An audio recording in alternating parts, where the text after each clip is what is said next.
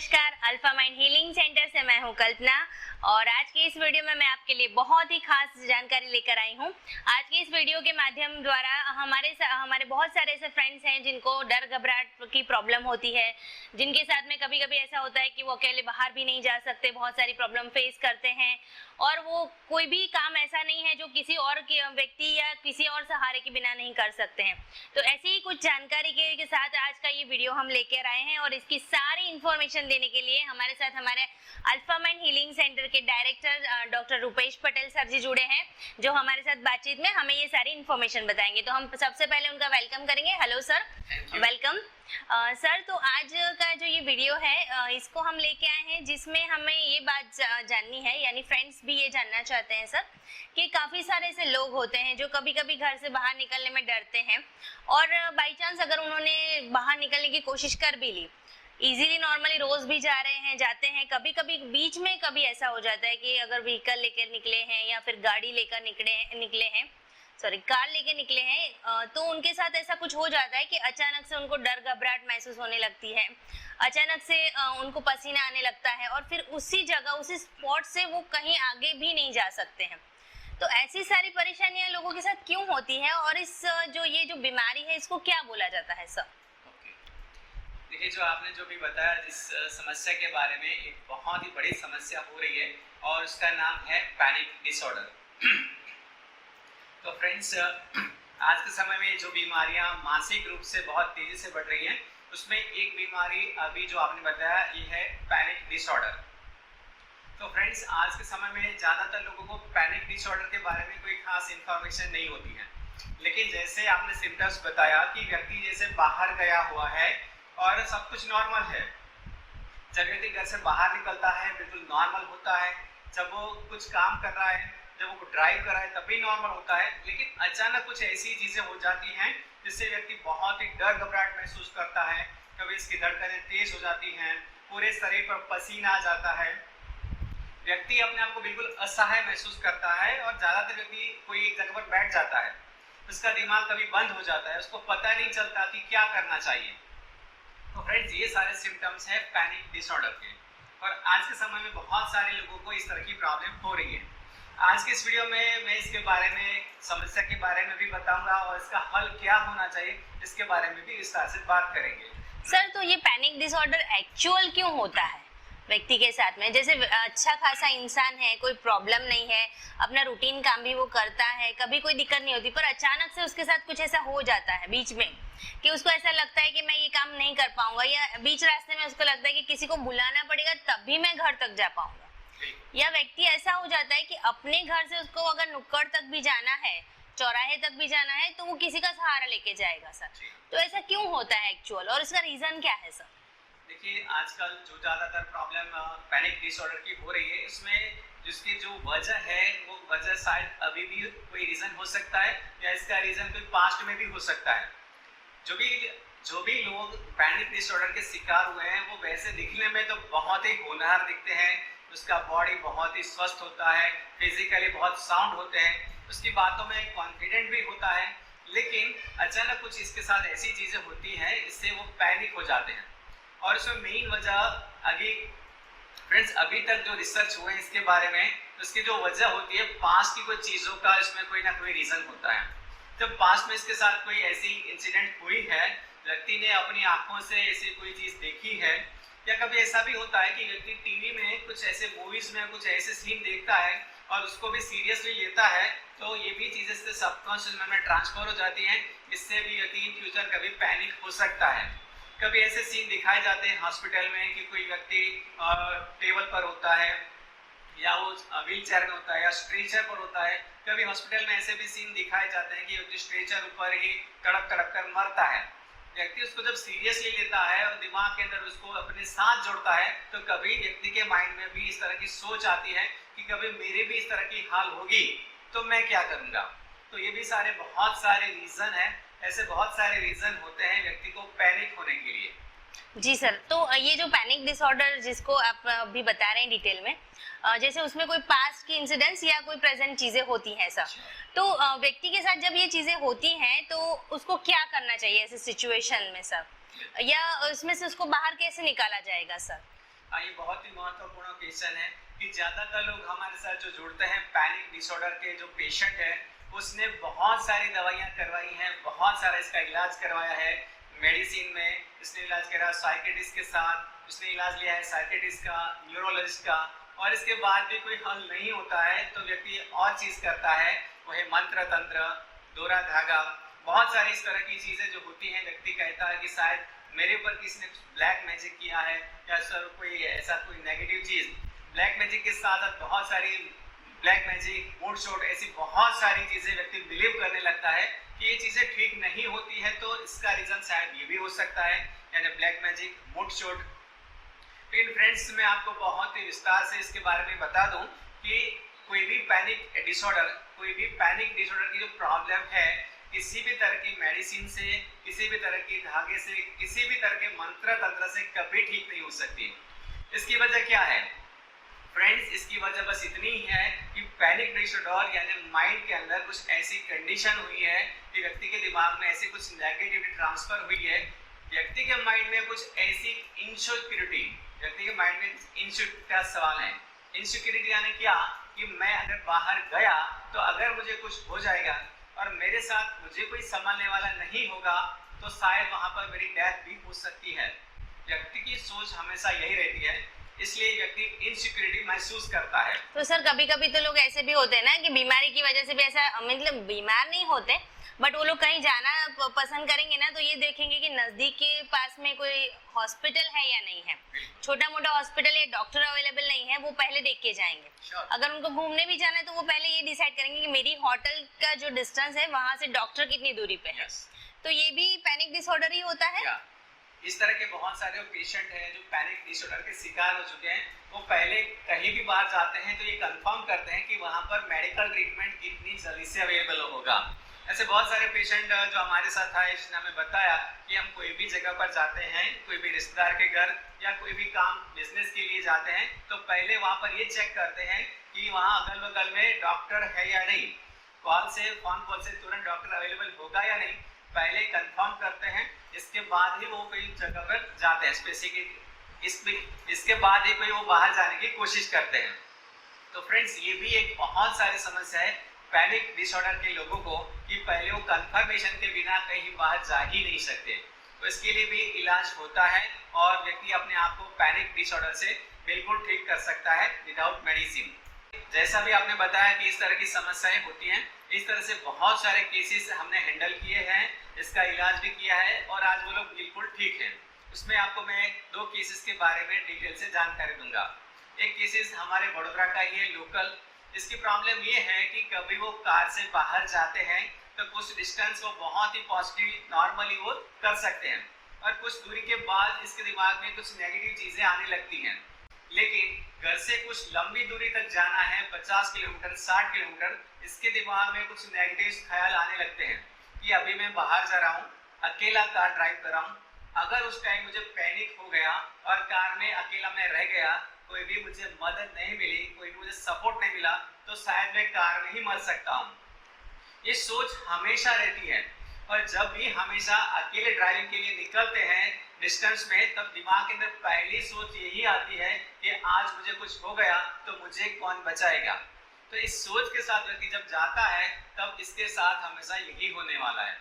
बीच रास्ते में उसको कार रुकनी पड़ती है और उसको बहुत सारा पैनिक होता है और फिर अपने आप को रिलैक्स करने की कोशिश करते हैं, जिसको बताया गया ब्रीदिंग अफर्मेशन प्रैक्टिस करते हैं या कुछ मेरी वीडियोस देखते हैं। कुछ हद तक कुछ वीडियो देखने के बाद इसके दिमाग में कुछ रिलैक्स आता है, थोड़ा कॉन्फिडेंट आता है, तो व्यक्ति वापस अपनी जगह पर पहुंचता है। जहां पर जाना होता है वहां पर नहीं जाएगा, वो वापस आ जाएगा घर पर या हमारे क्लिनिक पर वापस आएगा, या कहीं पे कोई और सपोर्ट तो है नहीं तो व्यक्ति आगे नहीं जाएगा, वो वापस आएगा अपने घर या तो हमारे सेंटर पर। तो फ्रेंड्स, इस तरह की प्रॉब्लम हमेशा इसके दिमाग में रहती है। फ्रेंड्स, एक दूसरा कैसा केसेस है जिसने हमसे ऑनलाइन ट्रीटमेंट लिया पिछले हफ्ते। उसकी प्रॉब्लम ये थी कि उसको फ्लाइट में जाने से बहुत डर लगता है।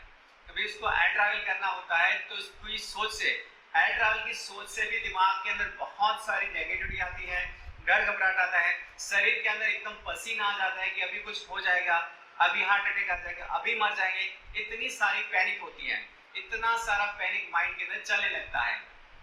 तो हमने उसको थोड़ा सा प्रैक्टिस बताया और वहाँ पे उसको प्रैक्टिस के बाद जब उसको फ्लाइट में जाने की कोशिश की तो व्यक्ति ने कुछ कोशिश की और व्यक्ति इम्प्लीमेंट भी कर पाया, थोड़ा बहुत रिलैक्स मिला है। तो फ्रेंड्स, जब व्यक्ति के साथ इस तरह की प्रॉब्लम होती है तो इसका इलाज अलग अलग तरह से होना चाहिए। तो सर इसका इलाज क्या हो सकता है? क्या इसका इलाज कोई और थेरेपी वगैरह से होगा या फिर मेडिसिन इसका इलाज कर सकती है सर? देखिए, ये बहुत ही महत्वपूर्ण बात है कि इस तरह की पैनिक डिसऑर्डर की प्रॉब्लम में ज्यादातर लोग पहले साइकियाट्रिस्ट को कंसल्ट करते हैं। साइकियाट्रिस्ट उसको एक ही इलाज करते हैं, दवाई देते हैं, ज्यादा जैसे आपको भी दी गई है।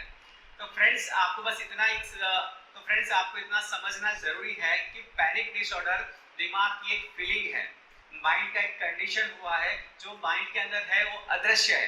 तो आप किसी भी तरह की दवाई लेते हैं तो आपके माइंड की कंडीशन को, आपकी सोच को, आपके एहसास को कभी भी बदल नहीं सकती। फ्रेंड्स, महत्वपूर्ण बात यह है कि पैनिक डिसऑर्डर का व्यक्ति लैक ऑफ कॉन्फिडेंस महसूस करता है। उसके अंदर ये आत्मविश्वास ही नहीं होता है कि मैं अपने आप को संभाल पाऊंगा, मैं अपना काम ठीक से कर पाऊंगा, मैं प्रॉपर काम करके जा सकता हूँ, मैं प्रॉपर काम करके वापस आ सकता हूँ, इसका एक कॉन्फिडेंट ही नहीं होता है। तो फ्रेंड्स, इलाज के लिए इसको एक श्योरिटी देनी है, इसके इलाज के लिए दिमाग को भरोसा दिलाना है कि आप बहुत ही अच्छी तरह से काम कर सकते हैं, आपका दिमाग बहुत ही पॉजिटिव है, आपका दिमाग बहुत ही पावरफुल है, आपकी बॉडी में कोई सी प्रॉब्लम नहीं है जिससे आपको कोई समस्या हो सके या आपको कोई इस तरह की सारी बीमारी भी हो सके। जब व्यक्ति को सबकॉन्शियस माइंड में ये इंस्टॉल किया जाता है कि आपका बॉडी बिल्कुल ठीक है, स्वस्थ है, जब इसका सबकॉन्शियस माइंड एक्सेप्ट कर लेता है, जब व्यक्ति का सबकॉन्शियस माइंड एक्सेप्ट कर लेता है कि इस बॉडी को कुछ भी होने वाला नहीं है, 80-90 साल उसको कुछ भी नहीं होगा, मैं बिल्कुल स्वस्थ रहूंगा, मैं बिल्कुल पॉजिटिव रहूंगा, मेरा शरीर बिल्कुल स्वस्थ रहने वाला है, जब व्यक्ति ये महसूस करता है गहराई से, तब उसका पैनिक का प्रॉब्लम कम होता है। और साथ साथ इसका जो इलाज है, इस थेरेपी के साथ साथ फ्रेंड्स, ये इलाज हिप्नोथेरेपी से ही होता है। व्यक्ति को आप कितना भी बताते हैं कि आपको कोई प्रॉब्लम नहीं है, आप जा सकते हो, आप बाहर जाओ, ये करो, वो करो, इसका दिमाग एक्सेप्ट नहीं करेगा। इसके दिमाग में ये चीजें भरी हुई हैं कि मैं बाहर जाता हूँ, मुझे पैनिक होता है, मैं डर घबराहट में आ जाता हूँ, शायद मैं मर भी सकता हूँ, ये चीजें इसके दिमाग में भरी हुई है। तो इसको कितना भी आप वर्बली बताओ, व्यक्ति कभी भी पॉजिटिव फील नहीं कर सकता, इसके अंदर ये कॉन्फिडेंट आ ही नहीं सकता। तो इसका इलाज क्या है? तो इसका इलाज है हिप्नोथेरेपी प्रैक्टिस।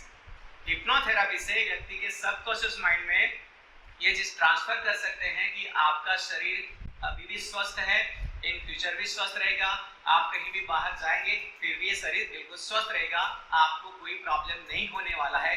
ये व्यक्ति को रियलाइज कराना पड़ता है और इसके लिए बार बार प्रैक्टिस होता है, दिन में 4 बार 6 बार। ये प्रैक्टिस बहुत ही लंबा चलता है, कभी 2 महीना चलता है, 3 महीना या 4 महीना।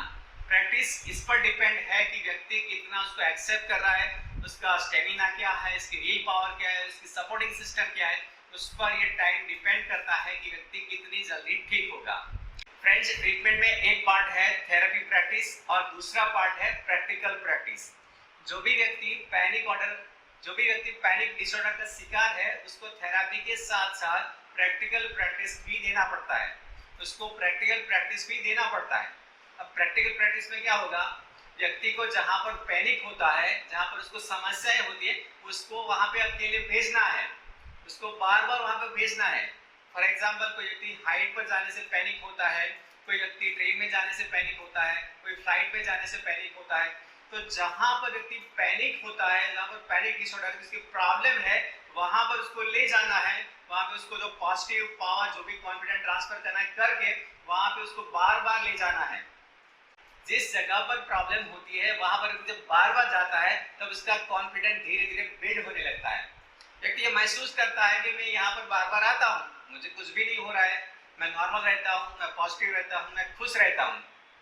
जब व्यक्ति बार बार इस जगह पर गया और नॉर्मल महसूस किया तो धीरे धीरे उस चीज से उसका जो माइंड है वो चेंज होता है और व्यक्ति उस जगह पर भी धीरे धीरे पॉजिटिव हो जाता है और इस तरह से इसका इलाज हो जाता है और व्यक्ति पैनिक डिसऑर्डर से अपने आप को ठीक महसूस करता है।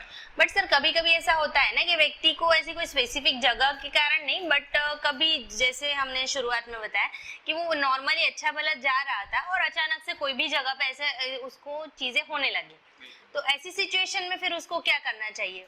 क्योंकि जगह उस वक्त तो फिक्स नहीं होती ना, कभी शायद वो बाय रोड जा रहा है, मींस हाईवे के रास्ते पे कहीं पे भी हो जाता है, या फिर अपने घर से जाने वाले रास्ते पर भी कभी हो जाता है। तो स्पेसिफिक कोई जगह नहीं होती कि यहीं पे ही होगा। पैनिक डिसऑर्डर में कभी कभी लोगों को ऐसी चीजें भी होती हैं सर, तो इस ऐसी सिचुएशन में प्रैक्टिकली क्या चीजें होती हैं? जी हाँ, ये भी बहुत समझना जरूरी है कि पैनिक आपको कब आएगा ये आपको पता नहीं होता है। आप घर से बिल्कुल ठीक होकर निकले हैं, किस समय पर कितनी दूरी के बाद पैनिक होने वाले हैं आपको कभी पता नहीं चलता है। जब भी आप पैनिक होते हैं, पैनिक डिसऑर्डर, जब भी आप पैनिक का शिकार होते हैं आपको बिल्कुल पता नहीं चलता है, एक सेकंड पहले भी शायद आपको कुछ पता नहीं होता है। तो फ्रेंड्स, अगर आप कोई भी जगह पर हैं, फॉर एग्जांपल आप मार्केट में हैं, आप रेलवे स्टेशन पर हैं या आप कार ड्राइव कर रहे हैं, अचानक आप पैनिक हो रहे हैं। फॉर एग्जांपल आप ड्राइविंग में पैनिक हो रहे हैं और आप खुद ड्राइविंग करते हैं तो आपको अलर्ट होके गाड़ी को आप साइड में कर देंगे। आपने अगर शीशे बंद रखे हैं तो शीशे खोल लेने चाहिए और आपको जो प्रैक्टिस दिया है ब्रीदिंग प्रैक्टिस, अफर्मेशन प्रैक्टिस, आप जो भी इम्प्लीमेंट कर सकते हैं वो करना है। अगर आप कुछ भी इम्प्लीमेंट नहीं कर सकते तो आप आराम से बैठिए, बॉडी को जितना भी लूज कर सकते हैं, ढीला छोड़ सकते हैं, इतना ढीला छोड़ के अपने आप को रिलैक्स और जो भी आपकी सांस चल रही है उस पर फोकस करके अपने आप को 5 से 7 मिनट के लिए होल्ड कर दीजिए। आप जितना भी ज्यादा सोचते हैं इतनी आप प्रॉब्लम में आ सकते हैं, तो वहां पे आपको सोच को नियंत्रित करना है। सोच नियंत्रित करने का एक ही तरीका है, नॉर्मल ब्रीदिंग से थोड़ा सा हटके ब्रीदिंग आप कर सकते हैं, तो इससे आप जल्दी से अपने आप को रिलैक्स महसूस कर सकते हैं। लेकिन कई बार ऐसा भी होता है कि व्यक्ति इतना पैनिक हो जाता है कि वो तो ब्रीदिंग तो उसको पता ही नहीं चलता कि मेरी ब्रीदिंग चल रही है या नहीं चल रही है। कई लोगों ने हमें ऐसा भी बताया कि सर ब्रीदिंग की तो क्या बात करें, हमें तो कभी ऐसा भी लगता है कि अभी मेरी सांस धीरे धीरे रुकने वाली है और मेरी सांस बंद होने वाली है और मैं मरने वाला हूँ। अभी इसका हाल इतना खराब हो गया है तो कैसे सांस चलाएगा? तो फ्रेंड्स, उस टाइम आप अपने आप को बिल्कुल नॉर्मल पोजीशन में रखिए। कोई भी सोच आपके दिमाग में आ रही है, आपको एक फीलिंग अगर कर सकते हैं तो आपके माइंड में ये प्रॉब्लम, आपके माइंड में इंस्टॉलेशन करना है, आपके माइंड में इमेजिन करना है कि कोई एक पावर आ रही है, कोई रेज आ रही है, आपके माइंड में आ रही है, आपकी बॉडी में आ रही है और आपको धीरे से रिलैक्स कर रही है, आपको ठीक कर रही है। आपका जो भी प्रॉब्लम है वो जल्दी से ठीक हो रहा है, आप रिकवर हो रहे हैं, आप 100% ठीक महसूस करने लगे हैं। ये आप इमेजिन कर सकते हैं अगर आप थोड़ी सी पॉजिटिव सिचुएशन में है। तो फ्रेंड्स, आप इस टाइम केवल यही चीज कर सकते हैं, आपके माइंड में जो भी कुछ चल रहा है उसको जल्द से जल्द चेंज करना जरूरी है और इसका तरीका है। फ्रेंड्स, मुझे लगता है कि आज की इस वीडियो में हमारे रुपेश पटेल सर जी ने बहुत ही अच्छी जानकारी पैनिक डिसऑर्डर के बारे में दी है। और अगर ऐसा लगता है कि कोई फ्रेंड्स जो हैं जिनको ऐसा लगता है कि और भी कोई बात है, और भी कोई क्वेश्चंस है जो पूछना चाहते हैं, तो ज़रूर इस वीडियो के एंड में कमेंट्स में हमें ज़रूर बताइएगा। यह हमारा ये व्हाट्सअप नंबर है, इस नंबर पे आप हमें कांटेक्ट कर सकते हैं या मैसेज भी कर सकते हैं। फ्रेंड्स, तो ये वीडियो अच्छा लगे तो जैसे मैं हर बार बताती हूँ, आपको तो अच्छा लगेगा, पर कोई और व्यक्ति है जिसको अगर ऐसी कोई प्रॉब्लम है, ऐसी कोई परेशानी से वो गुजर रहा है, तो ज़रूरी है कि उस तक ये वीडियो पहुँच पाए। तो इसके लिए सबसे पहले ज़रूरी है आप इसको लाइक ज़रूर कीजिए और इस वीडियो को आप जितना हो सके अपने फ्रेंड्स ग्रुप में, अपने फैमिली मेंबर्स के साथ में इसको शेयर करिए, ताकि लोगों को और अवेयरनेस हो पाए और जानकारी मिल सके फ्रेंड्स। और फ्रेंड्स, इसके लिए खास जरूरी है आप इस चैनल को सब्सक्राइब करना मत भूलिएगा, क्योंकि आप सब्सक्राइब करेंगे और नोटिफिकेशन के लिए आप बेल आइकन को प्रेस करेंगे तो जो भी पहला वीडियो आएगा उसका नोटिफिकेशन आप तक पहले पहुंच पाएगा फ्रेंड्स। तो हम रुपेश पटेल सर जी का बहुत बहुत शुक्रिया अदा करेंगे जिन्होंने हमें पैनिक डिसऑर्डर के बारे में बहुत ही अच्छी इन्फॉर्मेशन दी। Thank you very much sir. Thank you ji. और ऐसे बहुत सारे वीडियोस लेकर हम आपके साथ जुड़ते रहेंगे फ्रेंड्स। तब तक के लिए all the best, bye bye. Thank you, all the best.